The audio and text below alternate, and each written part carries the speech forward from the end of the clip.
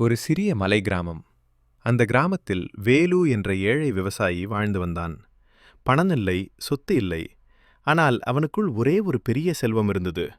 இறைவன் மீது வைத்திருந்த உறுதியான நம்பிக்கை.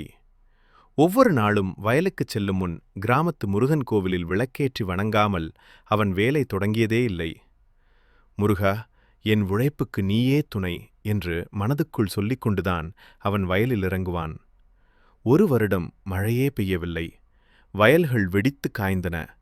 பயிர்கள் எல்லாம் கருகிப் போனது. கிராம மக்கள் எல்லாரும் நம்பிக்கையை இழந்தார்கள். சிலர் வேலுவை பார்த்து சிரித்தார்கள். இன்னும் கோவிலுக்கே போகிறியா?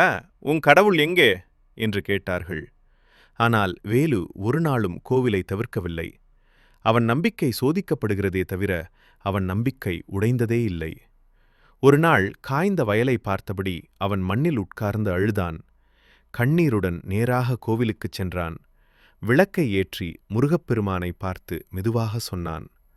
முருகா, நான் பணம் கேட்கல, புகழ் கேட்கல, என் உழைப்பு வீணாகக்கூடாதுன்னு மட்டும் கேட்டுக்கிறேன். அந்த இரவு கிராமம் முழுக்க அமைதியாக இருந்தது. நள்ளிரவில் திடீரென்று வானம் இடிந்தது. மின்னல் வெட்டியது, இடி முழங்கியது, கனமழை பொழிந்தது. ஒரே இரவில் காய்ந்த வயல்கள் தண்ணீரால் நிரம்பின. அடுத்த சில நாட்களில் வேலுவின் வயல் மட்டும் பச்சை நிறத்தில் மின்னியது. மற்ற வயல்கள் இன்னும் உலர்ந்தே இருந்தன. கிராம மக்கள் ஆச்சரியத்தில் நின்றார்கள். இது எப்படி சாத்தியம் என்று பேசிக்கொண்டார்கள்.